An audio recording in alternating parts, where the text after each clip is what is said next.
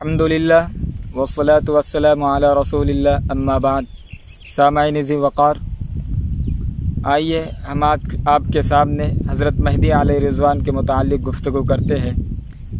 हज़रत के मुताल्लिक़ 3 क़िस्मों पर गुफ्तगू की जाएंगी। नंबर 1 हज़रत का तारुफ़, नंबर 2 हज़रत के ज़ुहूर के वाक़यात व हालात अलामात, नंबर 3 हज़रत की हयात और कारनामे। आज की इस किस्त में आपके सामने हज़रत महदी अलैहि रिज़वान का मुख्तसर तारुफ़ पेश किया जा रहा है। आइए हम हज़रत महदी अलैहि रिज़वान का तारुफ़ कुरान और सुन्नत की रोशनी में, अहादीस मुबारका की रोशनी में तलाश करते हैं। हज़रत का नाम क्या होगा, इस सिलसिले में अहादीस मुतअद्दिद कुतुब में मनक़ूल है। युवाती इस्मुहु इस्मी, अल्लाह के नबी सल्लल्लाहु अलैहि वसल्लम फरमाते हैं उनका नाम मेरे नाम की तरह होगा।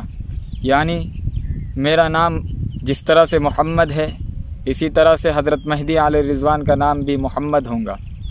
और हज़रत महदी अलैहि रिज़वान के वालिद का क्या नाम होगा, तो इस सिलसिले में अल्लाह के नबी फरमाते हैं व इस्म अबी ही इस्म अबी, उनके वालिद का नाम मेरे वालिद के नाम की तरह होगा।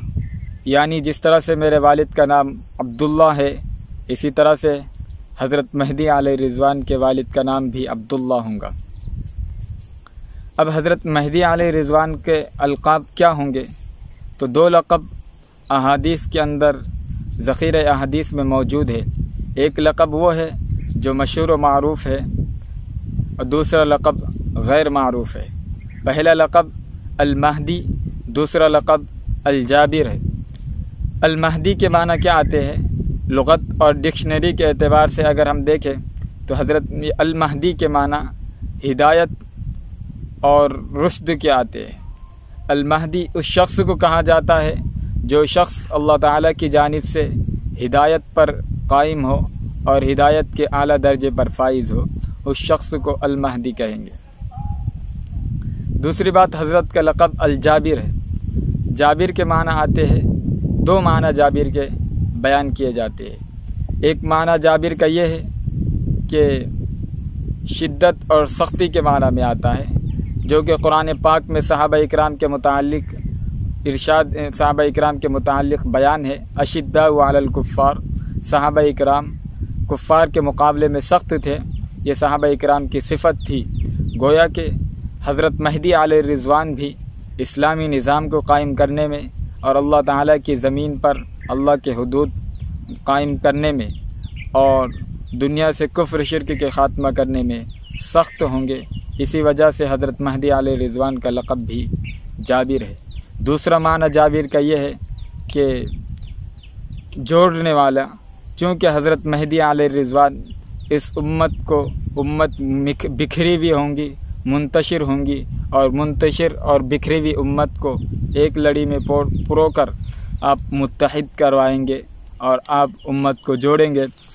इस वजह से हज़रत महदी अलैहि रिज़वान को दूसरा लक़ब जाबिर के है, दूसरा लक़ब हज़रत का जाबिर है। और इसके बाद आइए हज़रत का वतन क्या होगा, इस सिलसिले में अहादीस मुबारका बहुत ज़्यादा मनक़ूल है। रजुलुम मिन अहलिल मदीना, हज़रत का वतन, हज़रत का गाँव मदीना मुनव्वरा होगा। हुज़ूर फरमाते हैं वो मदीना मुनव्वरा के रहने वाले होंगे।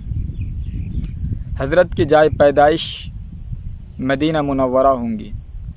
और हज़रत का ख़ानदान क्या होगा, इस सिलसिले में भी अहादीस हमें नज़र आती है और मुतअद्दिद हदीस मनक़ूल है।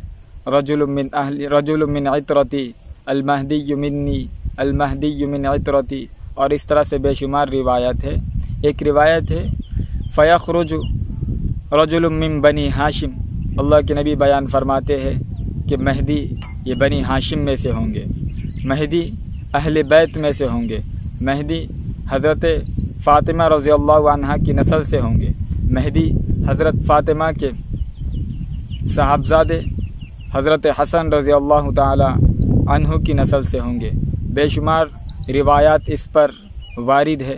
हज़रत महदी अलैहि रिज़वान अहले बैत में से होंगे, हज़रत मेहदी अलैहि रिज़वान अहले बैत में से हज़रत फ़ातिमा की नस्ल से हज़रत हसन रज़ी अल्लाह ताला अन्हु के ख़ानदान से होंगे।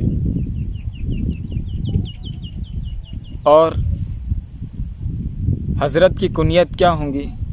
2 कुनियतें हज़रत मेहदी अलैहि रिज़वान की मनक़ूल है, एक अबुल क़ासिम, दूसरे अबू अब्दुल्लाह। ये 2 कुनियतें हज़रत मेहदी अलैहि रिज़वान की मनक़ूल है। सामाइन, ये पूरा हज़रत का तारुफ़ हुआ, जिसे अगर एक जुमले के अंदर बयान किया जाए तो यूँ है, अबू अब्दुल्लाह मुहम्मद बिन अब्दुल्लाह अल-महदी अल-जाबिर अल-हाशमी अल-मदनी अल-हसनी, ये हज़रत का तारुफ़ हुआ। आइए हज़रत का हुलिया क्या होगा? तो हदीस के अंदर हज़रत का हुलिया बयान किया गया है। आप रोशन चेहरे वाले होंगे, पेशानी आपकी कुशादा होंगी और नाक बुलंद होंगी। इस तरह से हज़रत का हुलिया हदीस मुबारका के अंदर बयान किया गया है। अब आइए एक बात पेश करते हैं। हज़रत के पहले हम लोग इमाम का लफ्ज़ इस्तेमाल करते हैं और आखिर में हज़रत के लिए रज़ी अल्लाहु अन्हु कहते हैं। इमाम का लफ्ज़ इसलिए इस्तेमाल किया जाता है क्योंकि हज़रत उम्मत के इमामत कुबरा और इमामत सुगरा के दोनों के आला दर्जात पर फाइज़ होंगे। इमामत सुगरा वो आपकी वो इम्तियाज़ी खुसूसियत की हामिल है और इमामत सुगरा के अंदर आपको वो ख़ास मकाम हासिल है कि हज़रत ईसा अलैहिस्सलाम आपके पीछे नमाज अदा करेंगे। आप इस उम्मत के एक फ़र्द है, लेकिन उसके बावजूद एक वक्त का नबी हज़रत ईसा बिन मरियम अलैहिस्सलाम आपके पीछे नमाज अदा कर रहे हैं। ये आपकी खुसूसियत है जिसकी वजह से आपको इमाम कहा जाता है। दूसरी वजह इमाम का लफ्ज़ इस्तेमाल करने की कि आप इमामत कुबरा के दर्जे पर भी फाइज़ होंगे। आज उम्मत मुस्लिमा के सियासी कायद और सियासी रहनुमा होंगे। आप खलीफतुल मुस्लिमीन होंगे। इस वजह से आपको इमाम कहा जाता है और आपकी दोनों इमामत के अंदर इमामत सुगरा और इमामत कुबरा में एक इम्तियाज़ी शान और एक बड़ा मकाम है। और आखिर में हज़रत के रज़ी अल्लाहु अन्हु इस्तेमाल किया जाता है। इसकी क्या वजह है? एक तो ये है कि रज़ी अल्लाहु अन्हु ये मुस्तक़बिल के माना के अंदर इस्तेमाल किया जाता है और मुस्तक़बिल के माना में अहलुल्लाह के लिए रज़ी अल्लाहु अन्हु का इस्तेमाल बजा है और दुरुस्त है। दूसरी बात, रज़ी अल्लाहु अन्हु के इस्तेमाल की जो शराइत है वो आपके अंदर मौजूद है और पाई जाती है। जैसे कि फ़ुक़हा इकराम ने बयान किया है कि उस शख्स की ज़िंदगी पर ईमान पर साबित हो और उसकी मौत ईमान पर साबित हो, और हज़रत मेहदी अलैहि रिज़वान की पूरी ज़िंदगी इस्लाम के गलबे के लिए और इस्लाम ही की हालत में इंतकाल और वफ़ात आपकी साबित है अहादीस मुबारका से। इसलिए आपके लिए रज़ी अल्लाहु अन्हु का इस्तेमाल किया जाता है। मकतूबात इमाम रब्बानी में हज़रत मुजद्दिद अल-फ़सानी रहमतुल्लाह अलैह बयान करते हैं कि हज़रत मेहदी चूँकि अहले बैत में से है, इसलिए अहले बैत के साथ अला का सेगा इस्तेमाल किया जाता है। जैसे कि अल्लाहुम्मा सल्ली अला मुहम्मद व अला आली मुहम्मद, तो आले बैत के लिए और आले मोहम्मद के लिए अला का सेगा इस्तेमाल किया जाता है। इसलिए हज़रत फरमाते हैं कि एक तरफ आपको रज़ी अल्लाहु अन्हु का इस्तेमाल करना दुरुस्त है और करना चाहिए, और दूसरी जानिब आप अहले बैत में से भी है। इसलिए मुजद्दिद अल-फ़सानी का तरीक़ा ये है कि वह हज़रत मेहदी अलैहि रिज़वान को अला और रज़ी अल्लाहु अन्हु दोनों इस्तेमाल करते हैं। अलैहि रिज़वान, अलैहि के अंदर अला का सेगा मुस्तअमल है और अर-रिज़वान के अंदर रज़ी अल्लाहु अन्हु शामिल है। लिहाजा मुजद्दिद का तरीक़ा यही है, अलैहि रिज़वान आप इस्तेमाल करते हैं, और ये बड़ा जामे जुमला है और ये बड़ा जामे कलिमा है। दूसरी बात, मुसाहिब रसूल के लिए रज़ी अल्लाहु अन्हु इस्तेमाल किया जाता है, ये उनके लिए तख़सीस की हैसियत रखता है। हज़रत महदी अलैहि रिज़वान चूँकि हज़रत ईसा अलैहिस्सलाम के मुसाहिब होंगे, हज़रत ईसा अलैहिस्सलाम रसूल है, तो हज़रत महदी अलैहि रिज़वान भी मुसाहिब रसूल हुए। इस वजह से आपके लिए रज़ी अल्लाहु अन्हु का इस्तेमाल करना दुरुस्त है। अब जो लोग अलैहिस्सलाम इस्तेमाल करते हैं और इमाम का लफ्ज़ इस्तेमाल करते हैं, चूँकि इमामत और अलैहिस्सलाम ये हमारे दरमियान में अहले तशय्युअ है मौजूद है, वो लोग इस जुमले को और इस लफ्ज़ को ज़्यादा इस्तेमाल करते हैं, चूँकि उनके नज़दीक इमामत का अक़ीदा एक ख़ास अक़ीदा है और उसके एक ख़ास नज़रियात है जो इस्लाम के बिल्कुल मुखालिफ है और अहादीस मुबारका से बिल्कुल मुतसादिम है।